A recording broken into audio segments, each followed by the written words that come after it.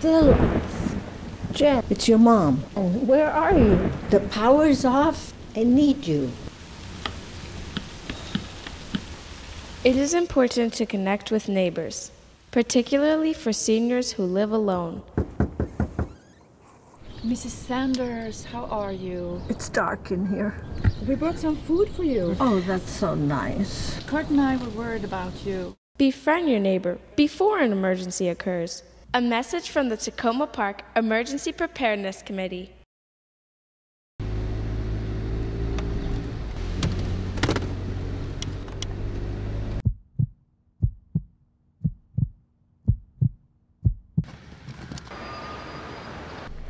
Got it.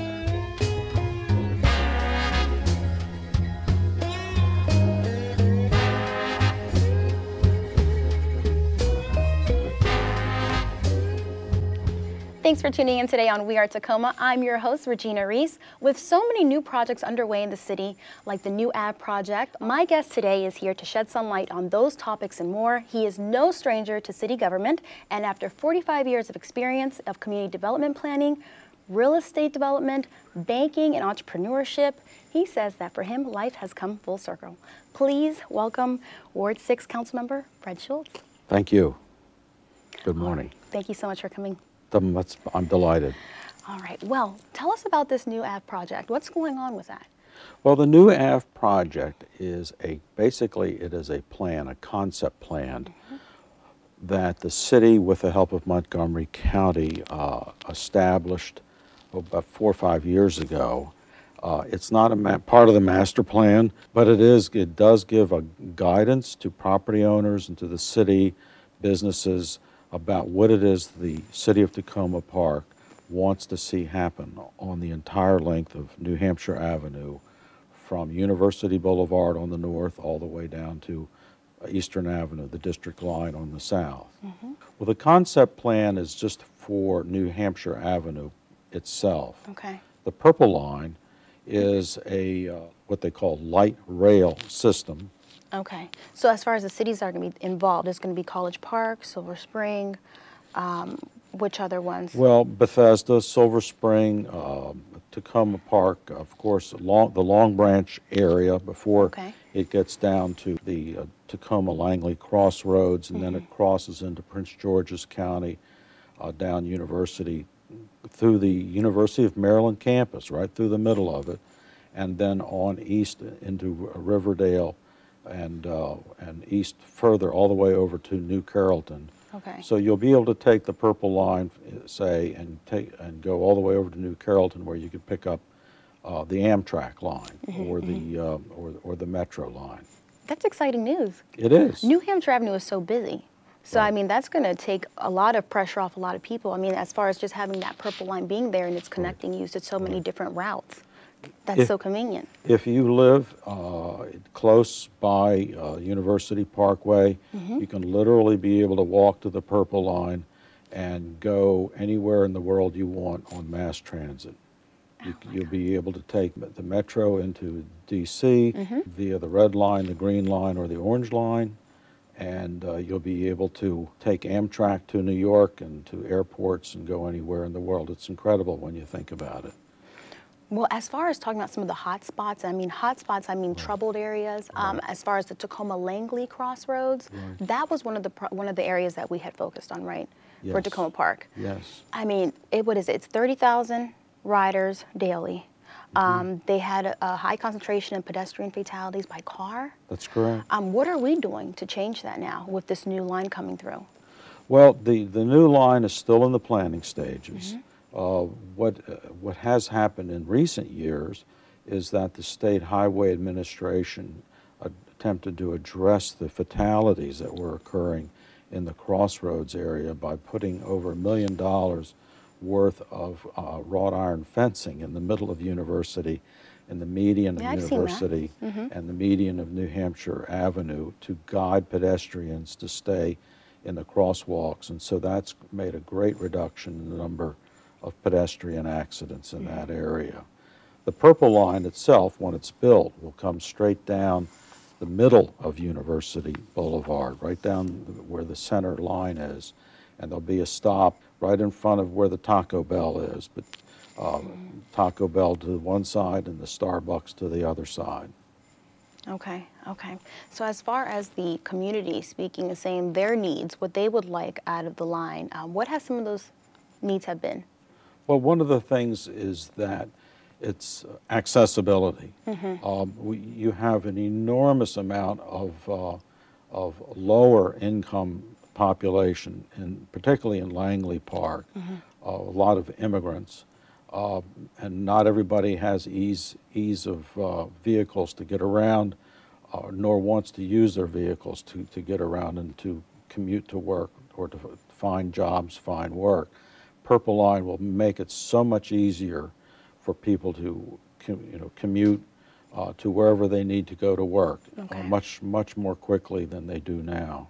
And in that area, they're also going to be taking down the Taco Bell.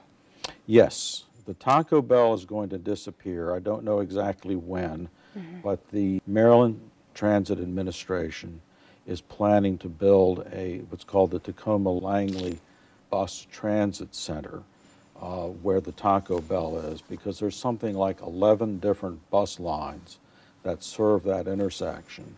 And this will corral literally all the buses under one roof, where there'll be restrooms and waiting rooms, and people will be able to use that transit center to transfer or wait for buses, and also wait for the streetcar when it comes through as the Purple Line.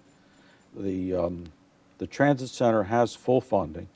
The design is complete, simply waiting to obtain rights to the real estate so that the state can build the transit center. And I think when that happens, that will be an exciting thing that will help property owners in the area and businesses. And that was one of the demands, right? That was one of the concerns the residents had said. They wanted bus stops that were weather protected. I'm going to read off some of them, but they wanted a route that's full of diversity as far as like business, full of culture, also pedestrian and bicycle friendly type of atmosphere, bike racks outside of shops, residences. They want benches along the route. I've seen the little colorful ones, the purple, orange, the chairs, and so they want more of those. And also, I guess an opportunity for public art. Could you explain that? Anytime we're involved in the construction of public facilities, or you have major developers building new office buildings or shopping centers, stores, and that sort of thing, there's always opportunities in public plazas for sculpture or on bare walls to do murals. And that sort of thing. And so I think as in the future, as we see that area gradually develop, we'll begin to see more and more public art that will be, it'll give artists an opportunity to do their thing, which is, it helps. All of that is important because it helps to give identity to a community. As far as the concerns go, I mean, do you think everyone's going to be satisfied with the pleas they've made? I don't think everyone's going to be satisfied. No. I think anytime there is change, people get anxious about it because they're not sure what it means to them. Particularly if you're a business owner, you're going to be anxious about that. If you live in affordable housing, I know that many people are concerned that property values are going to go up as a result of future development, and that may happen. But I would also say is that you have to look at both sides of the ledger, because as economic development occurs, prosperity occurs, and that means you have more shoppers, you have a nicer mix of stores, which stimulates people spending money. So the businesses there need to realize that yes, it's going to change, but it isn't going to be all for the bad. I think that the Purple Line has the opportunity to bring a whole lot more access by people who are going to spend money. That's very true. That's very true. And it's going to connect everyone, basically. So Yes. you're going to get out-of-towners, outsiders as well. Exactly. All right, well, we're going to take a quick break, and then we come back. We're going to talk about funding. Stay with us.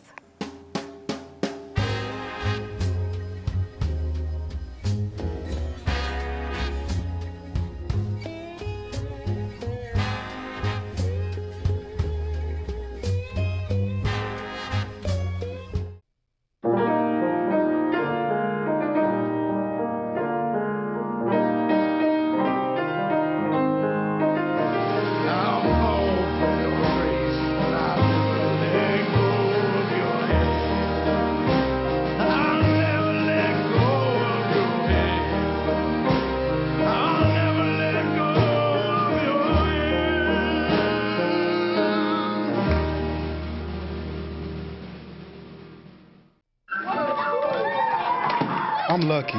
Let me help you with that. I get to do something I love. It has nothing to do with touchdowns or titles. Everybody bring it in. I get to play a part in the life of someone just starting out. How many of you think homework is just as important as teamwork? I help keep kids in school. Good. And that's the name of the game. My name is LaDainian Thomason. I don't just wear the shirt, I live it. Give, advocate, volunteer. Live United.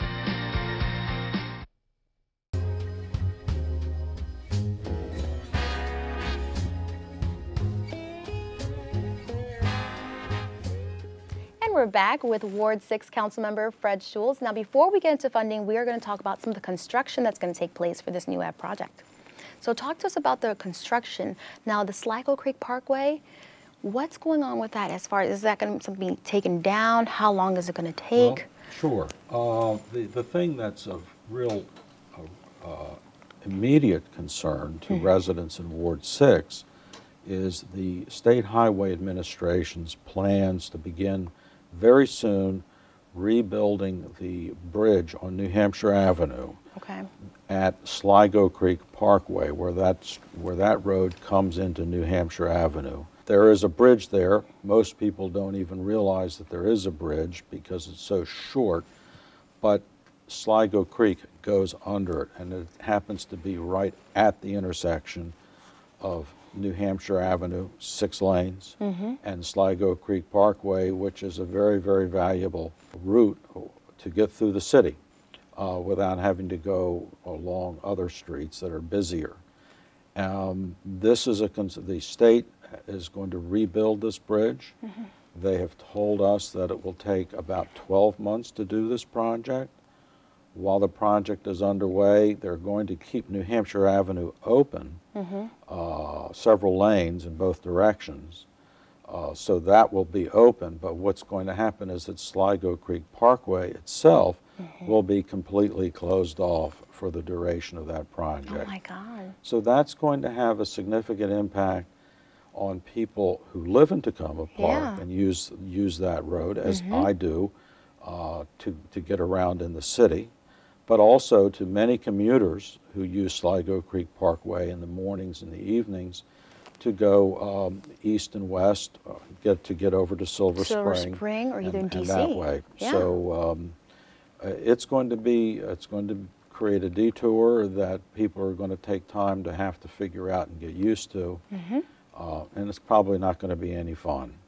Doesn't sound like it. No. I'm not looking forward to it because I definitely use Sligo Creek Parkway. Sure. I mean, it's valuable. It certainly is. Well, as far as when it takes place, when do you expect it to take place, or do you know that information? There is going to be a presentation by the State Highway Administration officials at the council, the next city council meeting. They're going to maybe have some answers for us on that, but everything I've heard is that construction is probably going to begin within the next month.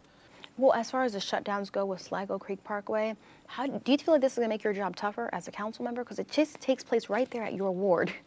My main concern as a council member for Ward 6 is where will the traffic go?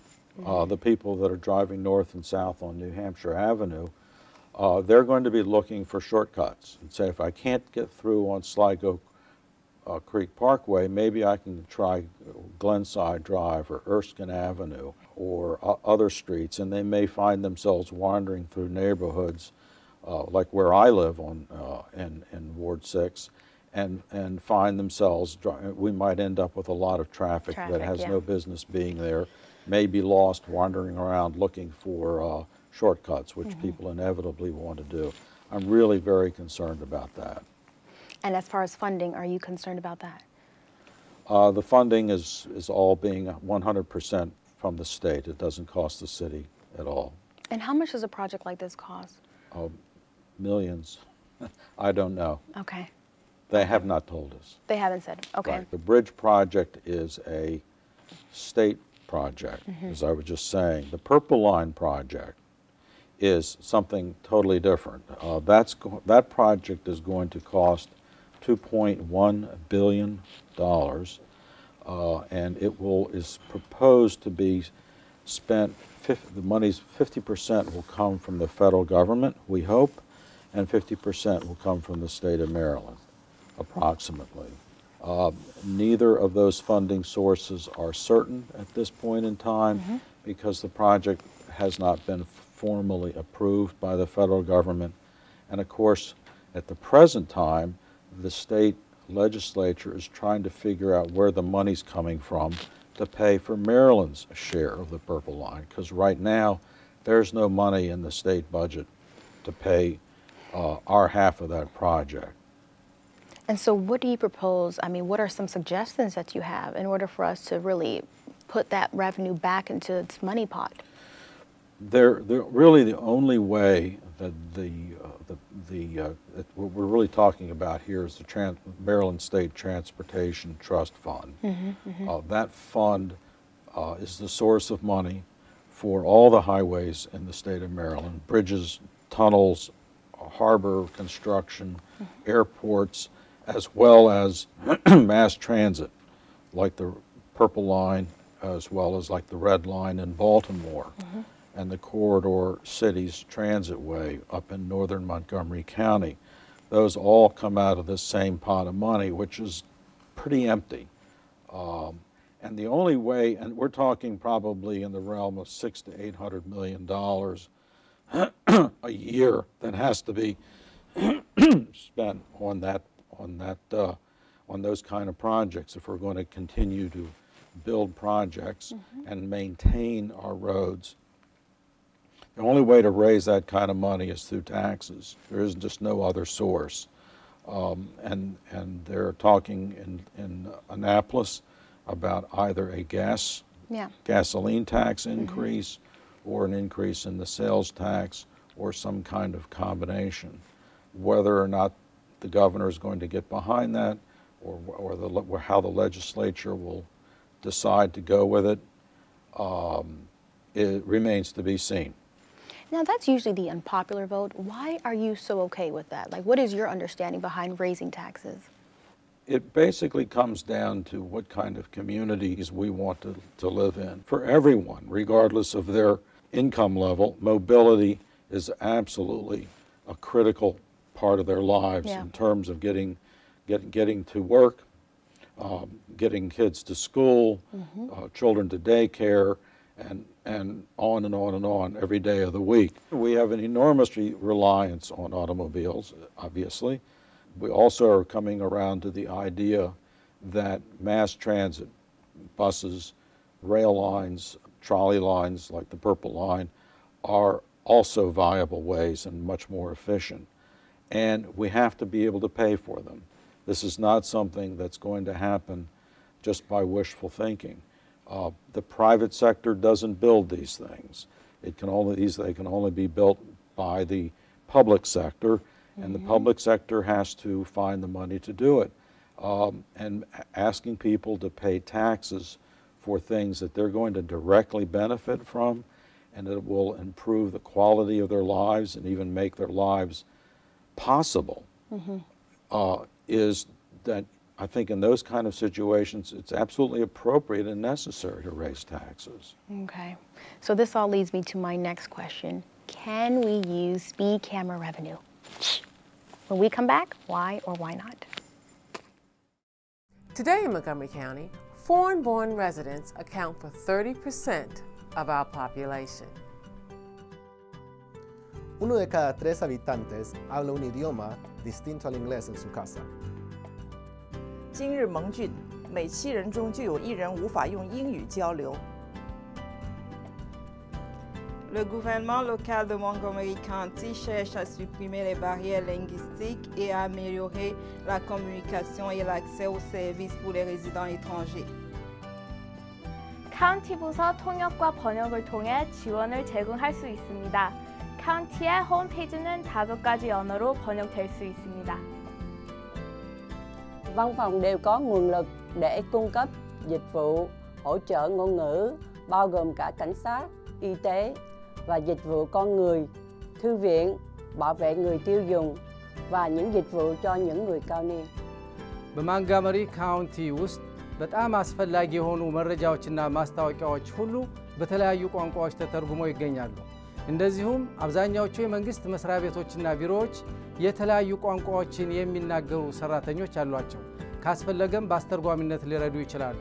If you need language assistance or know somebody who does, just ask county staff. They'll be glad to help. For more information, go to montgomerycountymd.gov/LEP.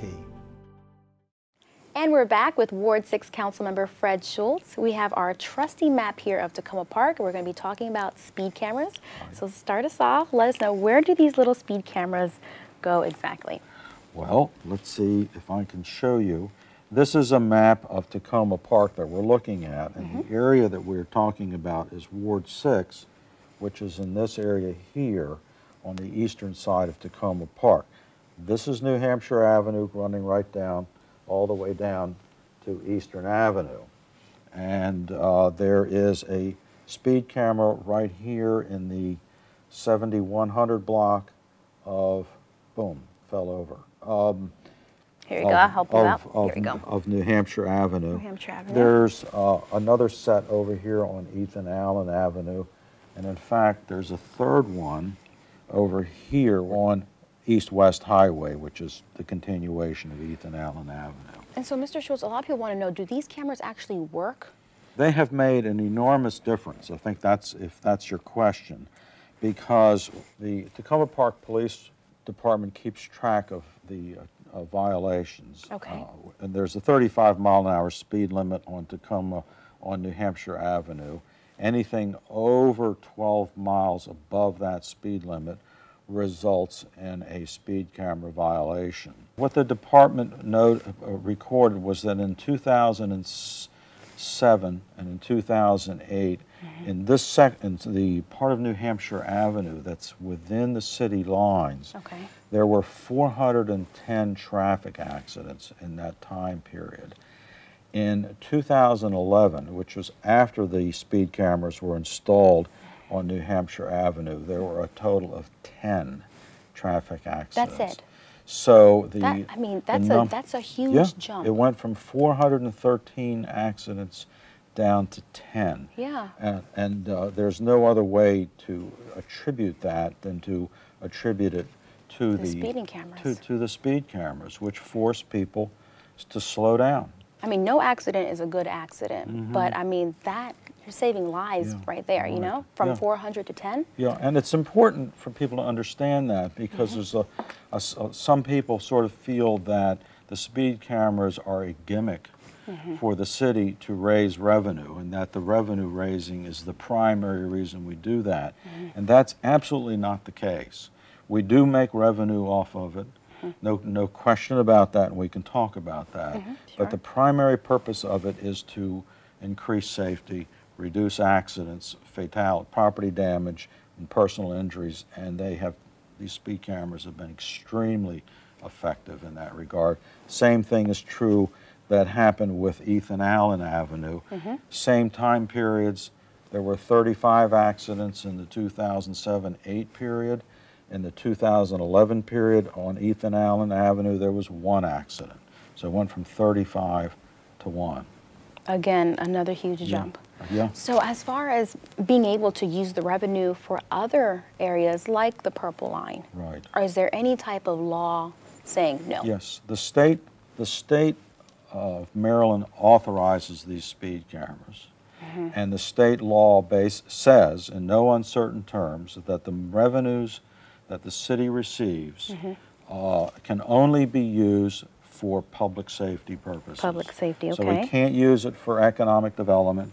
We can't use it for anything related to the Purple Line. We cannot use it for city administrative purposes or recreational purposes. It must be used for public safety. Public safety, and also pedestrian safety. That's included. Okay, Anything that has to do with pedestrian so some type of safety, sidewalks. such as sidewalks, crosswalks, signalization, falls under the area of public safety.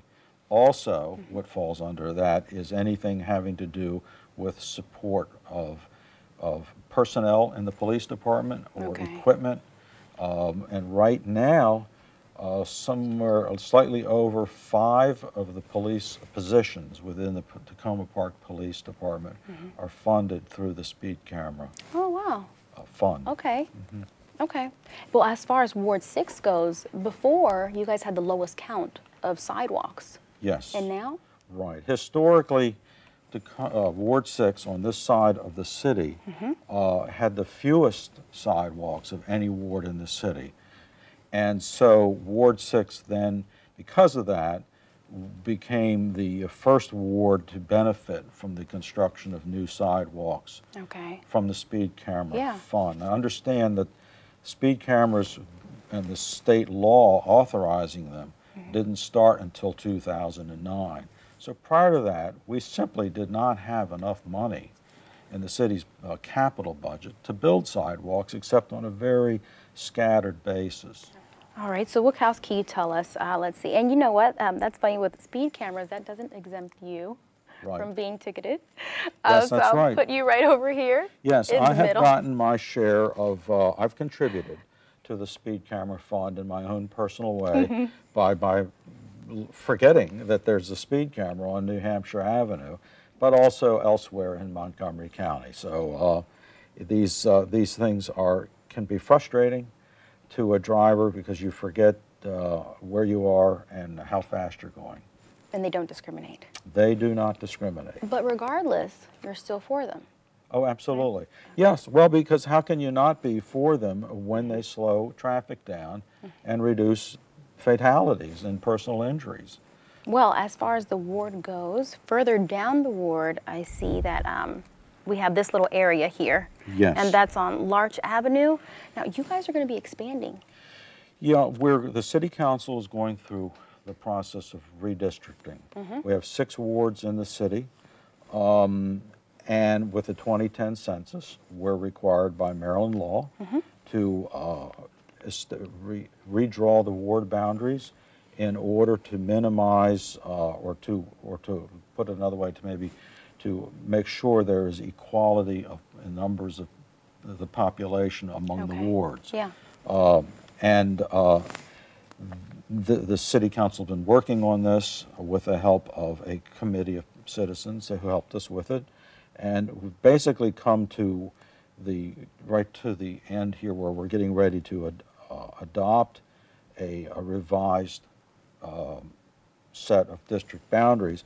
One of the things that's going to happen that's relevant to Ward 6 is that Ward 6 will be expanding. And the current proposal that the City Council is in the process of adopting is to move the southern boundary of Ward 6, which right now ends at Linden Avenue, which is adjacent to the Hillwood Manor apartments, just before you get to Our Lady of Sorrows Catholic Church, and extend the Ward 6 boundary further south to include Larch, Hopewell, and Kentland Avenues all the way down to the very intersection of Ethan Allen Avenue and New Hampshire Avenue. So it'll add a little section to Ward 6, which will come out of Ward 2. So I will be getting in touch at some point with the residents down there to let them know that not now, but as of the election coming up at the end of this year in November, whoever the you know, the person is that gets elected, they will be in Ward 6. All right, so you have some new constituents to meet? Yes, I certainly do. All right, we're going to take a short break, and when we come back, thoughts on gun control and also the big move with the Washington Adventist Hospital. Stay with us. Sometimes the most important world events, the events that affect us the most, are those that happen close to home. The PEG Network, television created to give Montgomery County residents a source of current and relevant information, from public affairs and entertainment to education and government. While other channels bring you the world, the PEG Network focuses on your corner of it. The PEG Network, cable with a difference.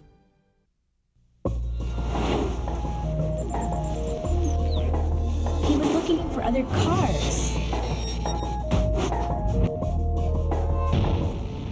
He didn't watch out for my mother. She looked both ways. She was always careful. He should have stopped for her. Drivers are always in a hurry. Please, look for pedestrians. Stop for them. Think of the impact you could make. And we're back talking to Ward 6 Councilmember Fred Schultz on some very important topics around the city. Now, we've heard about the Washington Adventist Hospital, the big move. When is that coming? What do you know about it? Well, there's a lot to know about it. We don't know actually the answer to your question as to when it is coming. The reason we don't is that the hospital itself doesn't know. They have had to sort of go back to the drawing board because their original application to the Maryland Healthcare Commission, which is an entity at the state level that makes these decisions with regard to hospital relocations or new hospitals and that sort of thing, basically vetoed the Washington Adventist Hospital's original proposal, and this was last year. And so they've gone back to the drawing board. Well, let me stop you. So they've been back to the drawing board a couple of times now, right? I mean, this has been in discussion for years now? It's been in discussion for 6, 7, 8 years. Wow. And so what is the exact holdup? Is it that they're just divided as far as it should move, it shouldn't move? The holdup has been probably a mixture of differences of opinion, not only within the hospital itself as to trying to decide what is best for its future as a hospital so that it can survive financially and be profitable, and to also to be able to compete in the healthcare services field, so that it has the most modern technology and is keeping up with the state of the art on the one hand. But on the other hand, at the city level, there's been indecision or conflict, disagreement, if you will, in the past as to the future of the hospital. I think everybody who lives in Takoma Park is happy that we have a hospital here and that it is a good one. But institutions cannot be stagnant. They have to think about the future. They inevitably need to grow in order to remain relevant. And so an institution like that that's been around for 100 years, more than that, and employs 2,000 people, when it has to make decisions, it's whatever it decides to do, it's inevitable going to have a significant impact on our city. One of the ways in which hospitals maintain their revenue stream is having the professional offices of doctors nearby and making that part of the whole system of services that they have. And unless those facilities are modern, the office space is available, it's convenient, and doctors and physicians feel like this is a place where they can grow their practices and do their work in a state-of-the-art facility, it becomes harder to attract good physicians. And so it's a very complex situation. And the hospital needs to be able to modernize. Okay. And what they have told us, and I'm speaking directly here to Joyce Newmeyer, who's the president of Washington Adventist Hospital, basically their view is that they really cannot do that on the existing campus. Okay, and so we've heard the pros, and they sound really good. But as far as the cons go, I mean, what would that mean for the city? If the hospital moves, as it seems likely, very likely in fact, the question that comes is that, okay, we have this, I think it's a 13-acre campus there full of buildings. What happens to the physical plant that's left behind? But more importantly, what happens to the health care that we've all been used to having immediate access to for all these years?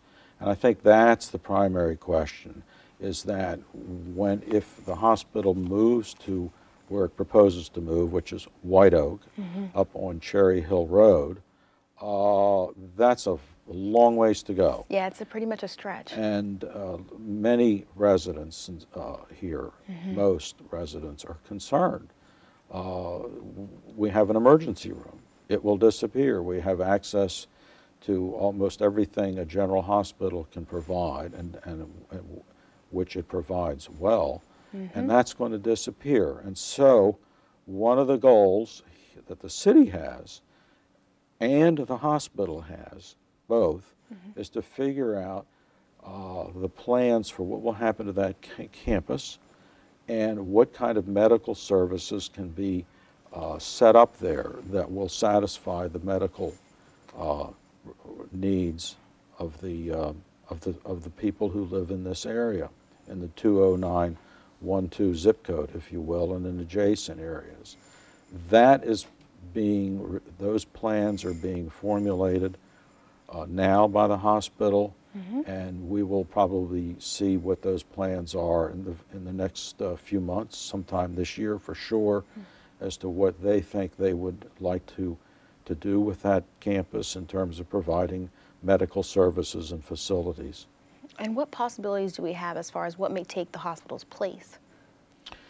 There are just so many possibilities, but if there was, I'm certain that what will be left behind will be certain medical services. Okay. But we also know that the university is also interested in expanding. The president of the university, which has about 1,500 students enrolled now, wants to double the enrollment of that university, and they want to grow. The university is growing financially, it's prospering, it's doing better than it has over in the last few years, and they have a vision of what they want to do. And who knows, is that maybe there's some way in which the university's expansion can be accommodated in that area that the hospital now occupies.